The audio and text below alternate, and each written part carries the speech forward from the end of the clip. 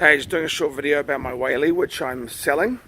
And I'm actually going to sell it with a few options, or different ways I might sell it, because of what I'm going to upgrade to. So this is the Whaley 435R, which is the rescue version. And it's actually a bit stronger and more built up than the 435 model, which is only suited for a 30 horsepower. This one is rated to a 40 horsepower on the transom if you wanted that to get a bit more power.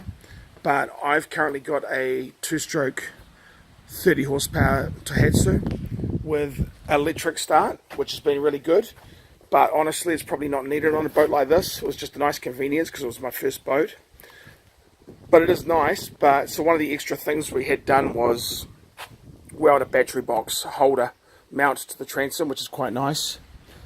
And the other thing I've done is put a few holding points on the boat here, just for tying off things, Railblazer fittings. So I've got a Railblazer with a rod, another Railblazer rod there, and I leave those in.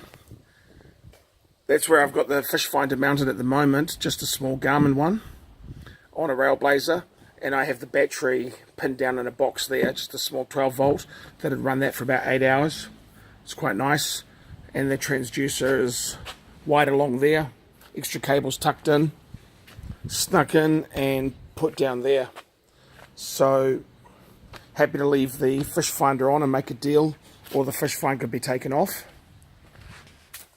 The trailer is New Zealand made DMW trailer, and they're actually manufactured in Hamilton. So I bought the Whaley from Whaley Boats, which is in Tauranga, and that's where you've got to pick the boat up normally unless you arrange for shipping, and they get the trailers made in Hamilton. So this could really ideally suit someone who's based in Auckland or up further here, because you can get it nice and close.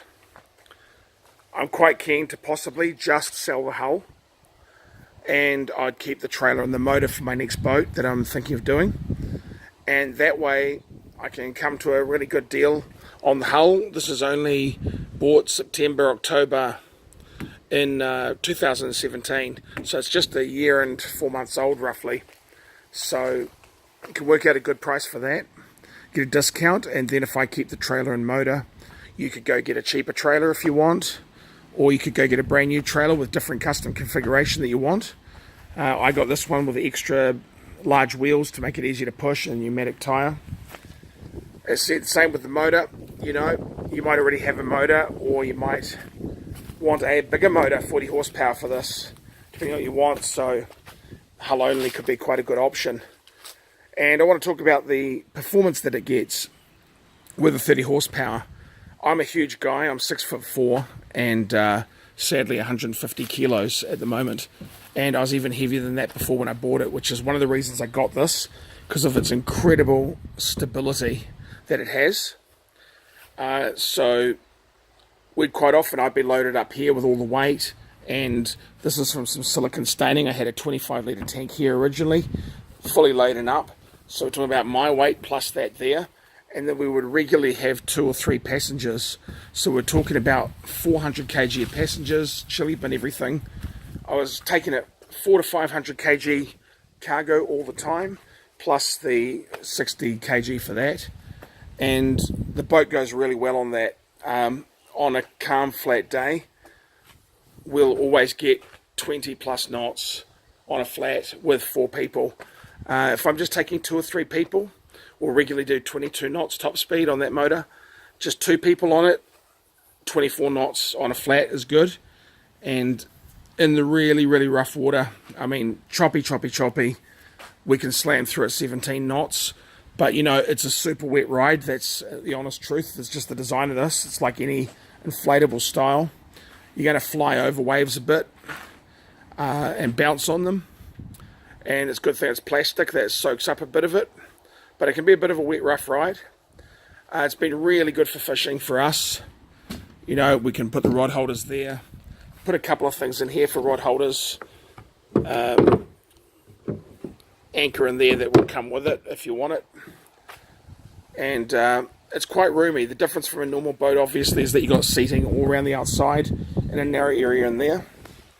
I run a 42 litre chili bin as a sliding seat. You can put it wherever you need, and that's pretty good. But yeah, really stable. I can really see, I mean, this would be amazing for divers, because when you're sitting in it and you're in the water line's just here, and you can just touch it with your hands, really easy. The setting around it can be a downside for fishing, you'd think, but at the same time it means your passengers can sit anywhere, especially with the smaller motor, and when the weather changes and you're going against the tide and things. With a manual trim, you got to pre-pick and hope your trim is good, and then you're sliding your passenger weight up and down the boat. So of course, by having the seating all the way up and down, it's so easy to just change the balance and trim the boat out and get it on the plane and then pull the weight back down. And it definitely does like the weight at the back, you know, a lot of weight at the back with the trim, and it can skim over the waves really lightly. I ended up not using the 25 litre tank. I switched to a small 11 litre tank, which literally just sat in that spot from here to here next to the battery, and that gave me all the space here for me to fish with the chili bin here, and then the 2 to 3 other people would all fish along here, and we set the drift chute so that we're drifting sideways or whatever. There's a lot of room, open boat to fish. It launches really shallow. It's so easy to get it in and out of the water, and really easy to climb over it here. I actually bought the rail. The rail was $700, but it wasn't durable enough for leaning on it and jumping over it and things. So at the front, it made beach launching and things really hard, because you couldn't get over the rail. You couldn't put a lot of support on it.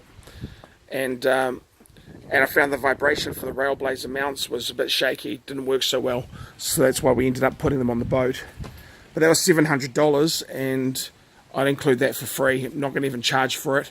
The reason why is I cut one end short to give more access to the side of the boat, good for diving or whatever, but that made it slightly still not durable. I still have the end piece, so you could just weld it back together, no problem, and you're good. But that fits to the boat, and it goes all the way to about here on this one.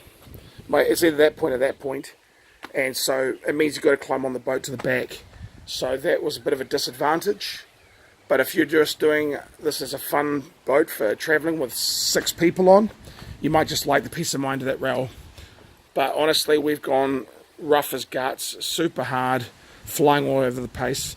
You never ever think anyone's going to fall off the boat. Lift off the seat, yes. Fall off, not happened.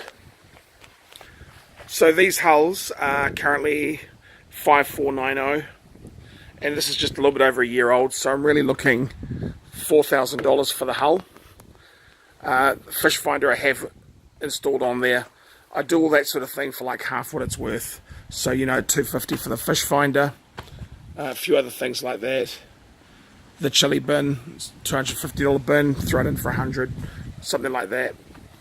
The rail blazer fittings just be included on the boat. They come with it, how they are now, as you can see it, with 2 rod holders, all the extra mounts. And it's been a really, really good boat. It's got the grab rope all the way around for climbing on, or just pulling the boat around and holding it. As a total package, with the motor and everything, you know, the motor's new, so everything's only a year old, so be doing a reasonable discount, which will be listed on the site. But as I said, for someone who's just keen on the hull itself, you really got plenty of room. The buoyancy is insane. You've got open breathing holes here for when you're storing it, so you don't overinflate it. And it's good for big people. If you're like me and you're a big guy, and you're going to have a few big guys on, you're really not going to get a more stable boat than this. You know, we can have the 300 or 400 people just sitting on one side, and you know, it'll go from here and it'll tip to there. It'll just stop. You know, even with 400 kilos on one side and nothing on that side, it's barely going to move. So when someone's climbing in the water and getting up, it won't tip. It's great. So there you have it. It really goes well. Its fuel efficiency on a 30 horsepower is great. You know, we leave Takapuna, go to Rangitoto, drift around the inner channel, the lighthouse, down to the other end, all over the place. You know, doing 4-hour trips.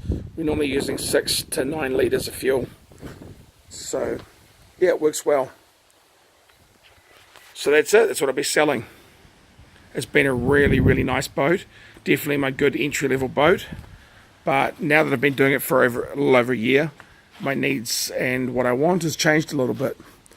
And I consider this would suit someone else really well.